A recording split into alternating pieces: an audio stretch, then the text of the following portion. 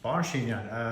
որքան մոտենում են ընտրությունները, այդքան նկատելի է դառնում Ռուսաստանի ներգրավվածությունը Հայաստանի ներքաղաքական կյանքում,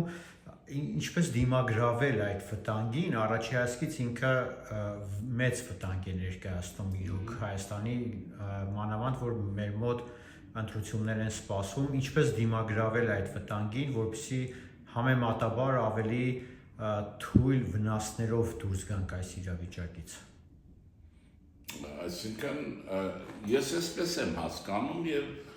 որը մեկը դժվար կարողանա հերքել, եթե քաղաքական անալիզի ճանապարհով է գնալու։ Ռուսաստանի խնդիրը մնում է նույնը՝ իշխանապողություն, ռուսական սեգմենտի կամ ռևանշիստների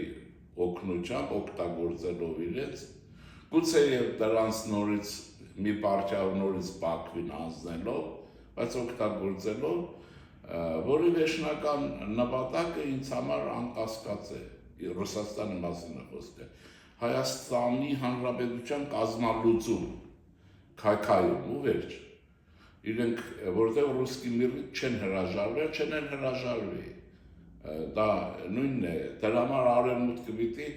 Լավրով չսխալվի եւ Պուտինին պարտադրի Հիտլերի ճակատագիրը, մինչև բունկերի չքաշի հանի, ռուսկի միրից իրենք չեն հրաժարվելու։ Հիմա այդ բոլորը ձեր ասած ներգրավվածության հարցն է, բերում եւ ինչ հեռանկարներ կան ընտրության վերաբերյալ։ Նախ ասեմ, որ եթե Հայաստանի Հանրապետության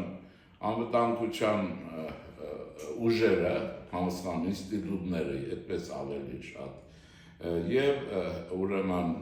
քաղաքական համակարգ արդյունավետ աշխատեն, բանակներ իր դերը կատարի երկրի կայունության, սահմանների կայունության առումով, վտանգ չեմ ես այնպիսի մեծ վտանգ չեմ նախատեսում, բայց դա քաղաքականություն է պահանջում, պատկերացում, ինչպիսին է վիճակը եւ ինչ է լինել այս հարցը, եւ ինչ է ուզում Ռուսաստանը, ինչ է ուզում ռուսական ներքաղաքական ուժը Հայաստանում կամ այդ ներքաղաքականն քրյա օլիգարխիկ է, Ղարաբաղյան կլանն է, դավաճանություն, Արցախ հանձնազդերն են եւ այլն, այդ բոլոր անգիր գիտեք, հիմա այս սեգմենտն չանելու, նրանք ինչ են անելու եւ այդ պայմաններում բնականաբար Հայաստանի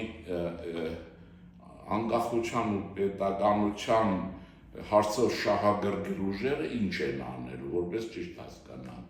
Ուրեմն ես կարծում եմ, որ առաջինը պիտի արտաքին ուժի նպատակը հասկանանք, Ռուսաստանի պարագայով ասեցի,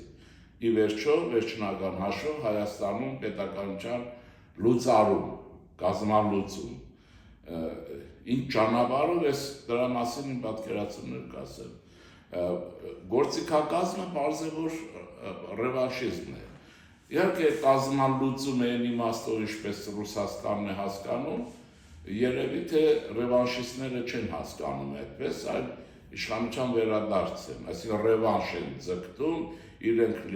լինեն իշխանություն, ռսաքոծությամբ Ռուսաստանի թևի տակ մնան, թրիփի կամ ամերիկյան նախաձեռնությունը վերջացվի, մնացածը Սոդոմ Գոմոր է, անհայտություն է։ Ուրեմն այս սրանց նպատակները դինելով Հայաստանի պետության դեմ որոշակի տարբերություն ունեն։ Արմատականը բացի ռուսներն են, որ աշխատում են սրանց միջոցով անել։ Հիմա կարող են անել, թե չէ, այս է հարցը։ Ես կարծում եմ, որ եթե մենք Ռուսաստանի քաղաքականության նպատակ ուզում ենք բարձել, քաոս առաջացնելն է։ Քաոս, որը կառավարվում է, գիտեք, քաղաքականության մեջ դա շատ տարածված է կառավարելի քաոսը, որից հետո դուրս հաջողդ ինչպես կգա, ռուսները շատ է հետաքրքիր, ընդհանրապես ինչքան դուրս չկա, այնքան լավ։ Այստեղ մի մտային խաբկան կա քաղաքական ինֆանտիլների, որ այս ռուսական սեգմենտն է, այս Ղարաբաղյան կլանը, որի մասնաճյուղը ցմահ դատաբարդվեց ռուսների հանձնելով Ադրբեջանում։ Հիմա սրանք կարող են մտածեն, թե այդ քաոսի մեջ իրենք կամ այդ գործընթացի մեջ ռուսների համար հարազատ են։ Ես կարող եմ ասել, որ ոչ մի ռուսները իրենց վրա թքած ունեն, իրենց կօգտագործեն, թե իրենց ճակատագիրը ինչ կնի, իրենց ընդհանրապես չի հետաքրքրում։ Կոպիրկինին ոչ Քոչարյան Ռոբերտն է հետաքրքիր, ոչ Լևոն Տեր-Պետրոսյանը, ոչ էլ ուրեմն Սերժ Սարգսյանը, սրանց եմ ասում։ Առավել ևս ինչ-որ Սամվել Կարապետյան, որ հայտնվել է, բայց բարձր սրանք գործընկերներ են, սրանց միջոցով պետք է անեն։ Իրենք դա չեն հասկանա, բայց թող տեսնեն իրենց հարազատ եղբայրների ճակատագիրը Բաքվում, ՑՄԱ-ը եւ հրաժարվելը մեկ անխափ հայտարարելու Հայաստանը չեն անում, հետո մնացած իրենց եզրակացությունն են։ Ուրեմն ամփոփիչ ասեմ, Ռուսաստանի նպատակը քաղաքական քաոսն է, կառավարելի քաոս, որը տանելու է Հայաստանի պետականության լիկվիդացիայի։ Օրիենտացիա բանես բոլոր չկանում են։ Հիմա խնդիրը ինչպես դիմակայել դրան, ինչպես Բարձ է մի բան ակնհայտ է, որ մեր աչքի առաջ է, բոլորս են տեսնում, որ այս ռևանշիստները չափազանց ակտիվ են աշխատում, ագրեսիվ են եւ անզիջում, նկատելի է։ Այլապես ասենք Սերժ Սարգսյան, այդտեղ Քոչարյան Ռոբերտ եւ այլն, սրանք եթե աբուր ունենային, իրենց դեզվով ասեմ էլ բարբարային, վաղուց քաղաքականից դուրս եկած կլինեն, բայց դուք տեսնում եք ինչ կռիվ են տալիս մնալու համար, Սեյրան Օհանյան եւ Անյար գսա մեջների փոքր ֆիգուրա է թե չգիտեմ։ Հիմա ահա այս վիճակը ուրեմն այստեղ պարզ է։ Իսկ ագրեսիվությունը բերելու է ուրեմն ճիշտ կամ սխալ մանիպուլյացիոն կամ չգիտեմ ինչ ձևերով կրակ առաջին հերթին ուղղելու է վարչապետի դեմ, անձնական եւ խմբային, վարչապետի ընտանիք, վարչապետ, ինչու՞։ Որտեղ երկիրը քանի որ ժողովրդավարության զարգացման մեծ ճանապարհ չի անցել եւ խնդիրները երկրի ներսում խորն են, մի քանի օր առաջ է Արցախի հարցը փակվել այնպես ինչպես փակվել է, եթե դա փակվել է։ Ուրեմն այստեղ մանիպուլյացիայի մեծ դաշտ կա։ Ու տեսեք ինչ բացատրում եք չեն հասկանում, չնայած այն ինչ վերագրում են վարչապետին, արել է Ղարաբաղյան կլանը, վարչապետը հակառակն է արել, բայց լսող չկա իրենց կողմից։ Ուրեմն այս բոլորը ինձ թվում է հետո նոր ԿՊ-ի ուրեմն քաղաքացիական պայմանագրի այդ ցուցակը կլինի, ցուցակի անդամների հազար մի բաներ են լինելու, նպատակը մեկն է նվազեցնել նրանց տոկոսը։ Հիմա այդ ստից մտից այդ սոցիալական հարցումները, հատկապես տեկետների համար նախատեսված Facebook-յան այդ բոլոր բանը, պատկերները շատ տեղեր են օգտագործում, մի մասը հավատում եմ այդ ասված, ուրեմն այդ նպատակն ունեն իջեցնել ուրեմն հեղափոխություն կատարած ուժի, հիմա ասեմ ավելը, նաև այլանդրանքային ընդդիմության ուրեմն վարկն ու կշիռը ինչպիսի մենք ենք, որոնք եղել են հավատարիմ հեղափոխության իդեալներին, ստեղծված վիճակում փորձել են երկրում կայունություն պահել եւ պետականություն պահել, դրա համար էլ ներողամիտ են եղել հազար մի հարցի նկատմամբ, եթե մեր ժողովրդի անվտանգության ու պետության գոյության հարցն է, այստեղ չէ մնացածը դառնում է ոչ կարևոր, ինքը շատ կարևոր հարց, ոչ կարևոր է դառնում դեպի բարակայը։ Այստեղ ինչ կանեն։ Հիմա սխալ կլինի ստրատեգիական իմաստով, եթե ԿՊ-ում մտածեմ, որ իրենք 51% կստանան անպայման, գուցե կստանան, գուցե չեն ստանա, աշխատելու է 3 տարբերակ, ենթադրում ենք, որ կստանան, օքեյ, ուրեմն եթե ստացան, ԿՊ-ն կարիք չունենա դաշնակիցների, ինքը անցել է, կվերակրկնվի այս խորհրդարանը, այսինքն պարլամենտ չի առաջանա, կառաջանա կոնֆրոնտացիոն, մեկը ուրեմն անցած պետականություն եւ այլն այս կարգախոսներով, մեկը ոտերից կախված Ռուսաստան բառաչելով։ Ինչ ուզում է խոսել, կարևոր չի։ Եվ Ամերիկայի ներկայությունը այդ թրիփ եւ այլն տապալելու նշանախոսը, որտեղ Կոպիրկինը դա է ուզելու, ուրիշ բան չի ուզելու, արդեն ակնհայտ է Լավրով եւ այլն։ Այս բոլորը։ Սա քիչ հավանական է, որ բացարձակ մեծամասնություն կստանան։ Հարցը հետևյալին է գալիս, իսկ եթե բացարձակ մեծամասնություն չի, ինչ է լինելու, Դուք գիտեք, որ ենթադրենք 43% են ստանում։ Իհարկե իրենք առաջատարն են, այստեղ կասկած չպետք է լինի։ Կապան առաջատար է լինելու, որտեղ վարչապետը հազար մի փաստարկներով բացատրելու է, ասելու իր հեղինակությունը վարկանիշ այնքան է, որ այդպիսի մի թիվ անի 43-45% առաջատար լինում է, բայց կառավարություն կազմել չեն կարող։ Եթե լինում է այդ վիճակը եւ իրենք մենակ են լինում, այնտեղ լինում է բոլորովին ուրիշ բան։ Դուք առաջատար եք, բայց կառավարություն չեք կազմում։ Եթե վիճակն առաջանում է պարլամենտական ճգնաժամ։ Պարլամենտական ճգնաժամ այդ պայմաններում ենթադրում նոր ընտրություններ։ Դուք պատկերացնում եք, ես սա տարբերակ եմ ասում։ Ուրեմն բանը, այս ագրեսիվ, հա, հայրենադավ, պետականական բանը, այս ռևանշիզմը ինչ ոգևորությամբ է երկրորդ անգամ գրոհելու իշխանափոխության համար։ Ռուսաստանը ինչպես է սրանց ոգևորել եւ ագենտուրան շարժելու եւ նաեւ կաշառքի միջոցներ, վարկաբեկման միջոցներ ինչ-որ կա։ Այս պայմաններում խնդիրն էսպես է առաջանում, ուզեք չուզեք պիտի նշանակեք նոր ընտրություններ, այստեղ է որ քաոսը հետապնդում է ձեզ։ Հիմա որպեսզի դա չառաջանա,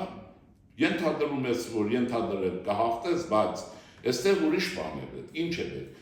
Այնպիսի ուժեր, որոնք 6-7 տարի հավատարիմ են մնացել պետականության, պաշտպանության տեսակետին,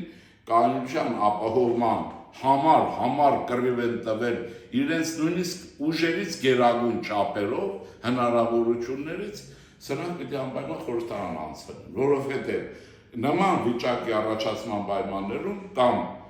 եթե ասենք բոլոր դեպքերում ենթադրենք ԿՊ-ն ունենում է բացարձակ մեծամասուն, իրենք դառնան այլընտրանքային ընդդիմություն եւ ոչ ռևանշիստ եւ նրանք տեղ չունենան այնտեղ, իսկ եթե բացարձակ մեծամասնություն չեն, նման ուժերը կոալիցիոն կառավարություն կազմելու շանս տան։ Բարձ է, այդ դեպքում 51% ապահովված է։ Ուրեմն այստեղ որևէ ձևով շանս չկա, այնտեղ 2-3 կուսակցություն եւ այն կարևոր չի արդեն։ Բայց եվրոպական չափորոշիչներով շատ կարևոր, որտեղ եվրոպական ժողովրդավարությունը որպես պարլամենտարիզմ ենթադրում է 2-ից ավելի կուսակցությունների առկայություն։ Օրինակ իտալացի դաղանդավոր մի քաղաքագետ կա Ջովանի Սարտորի, որը զբաղված է հարցերով, նա գտնում է, որ ընդհանրապես ուրեմն մոտավորապես այսպես խորհրդարան անպայման պետք է ունենա 5-6 կուսակցություններ ներսում, որպեսզի մանևրի ճկունության այդ հարցերը լուծի, գուցե առաջատարով ավելի ընդգծված, գուցե թույլ առաջատարով, բայց այս հարցերը լուծել են։ Այս պայմաններում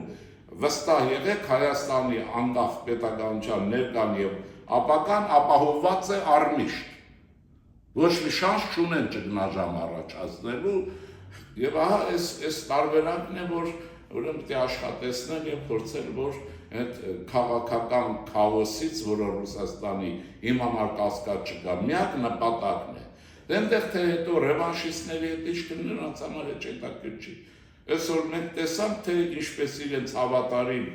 մարդկանց, չէ, որ Ղարաբաղի ուրեմն 8 գործիչներն են, հանձնեցին Բաքվին, նա դե ձեն չեն հանում, այստեղ Հայաստանից են պահանջում չգիտեմ ինչ-որ բաներ, Հայաստանից ինչ պիտան, ես չեմ հասկանում, իրենք հանձնել են իրենց մարդկանց Բաքվին։ Աղասի Խանջյանին 36 թե 7 թվականին վրաց բանեն, Բերիային տվեցին Թիֆլիսում, որ սպանի, բոլշևիկ Աղասի, այսինքն սրանք հայերին օգտագործել իրենց մարդկանց շպրտել գիտեն, այս հարցն է, որ պետք է դիտակցվի եւ կազմակերպվի եւ այստեղ արդեն գալիս է իրենց թողնում ենք այստեղ, գալիս է այս ուժերի հեղափոխության եւ աջակից ուժերի, այդպես ասենք, բանը, այդ ամբողջականությունը։ Սրանք կարծում եմ, որ առանձին պիտի գնան ընտրությունները, ոչ կոալիցիաներով, որ այն ճկունությունը ապահովվի, ճկունությունը, բայց համագործակցաբար, իրար միշտ շուտելով, հակառակ իրար օժանդակելով, պիտի շարժվեն դեպի ապակա, այնտեղ բանը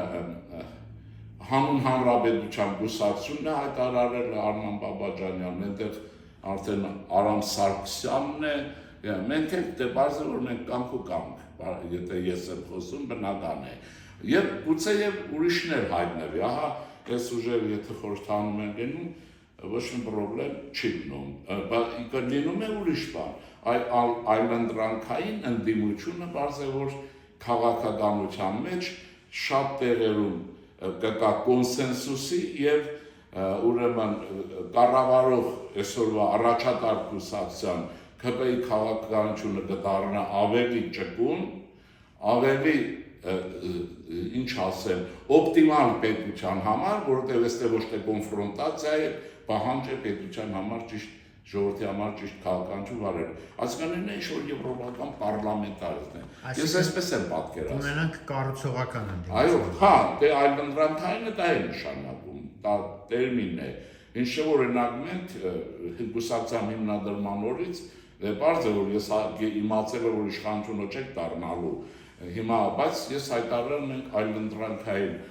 ընդդիմություն են կամ օպոզիցիա, արդեն ձեր ասածն է, կառուցողական օպոզիցիա, որը համագործակցաբար կլուծի այդ հարցերը։ Հիմա տեսեք, այստեղ իմ ասածի մեջ պատմական փաստարներ կան։ Դուք գիտեք, որ ես Գերմանիայի օրինակը շատ եմ բերում, եւ դա որովհետեւ կլասիկան այնտեղ է, այս մեր տարբերակի։ Ինչ է, այնտեղ երկու կուսակցություններ կան առաջատար, մեկը սոցիալ-դեմոկրատներն են, որոնք ժամանակին Հիտլերին օգնեցին, որ իշխանության կա, ըստ էության, Մոսկվայի ենթակայության տակ էին կոմունիստների հետ եւ այլն, նյուանսներ կան, եթե պետք լինի, մի օր ես կասեմ, բայց կա նաեւ ԿԴՄ, քրիստոնեացի կուսակցությունը կամ Մերկելը կամ Ադենաուերը, որը երկուսն են առաջատարել, ես երկուսի մեջ չի մրցապայքարը, բայց նրանք քանի որ բացարձակ մեծամասնություն չեն կարողանում ունենալ, ընդհանրապես հասարակություն, եթե մի քիչ զարգացած է, մի քիչ բարեկեցիկ է, որևէ կուսակցություն բացարձակ մեծամասնություն չի կարողանում հավաքել։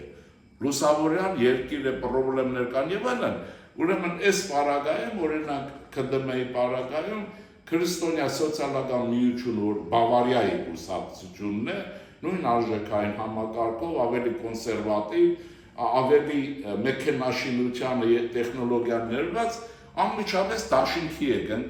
գնում եւ Գերմանիա զարգանում է, ապրում է, իհարկե նաեւ չափավորում է ԿԴՄ-ն, որովհետեւ նա կախում ունի նրանից։ Նրա մի ձայնը, երկու ձայնը, երեք ձայնը շատ հաճախ վճռական է լինում, հարցերը կարգավորում, քան մեծամասնության ձայնը, եթե ինքը մենակ լիներ։ Ես կարծում եմ, որ այս տարբերակն է, իսկ մնացածը հասարակությունը ժողովուրդը պետք է գիտակցի, որ Ռուսաստանը քաղաքական քաոս է հետապնդում, ոչ թե հետապնդում է ռևանշիստների հաղթանակը։ Կազմալուծման է տանում պետությունը, նրա նպատակը սա է, բայց օգտագործում իր ստրուկները։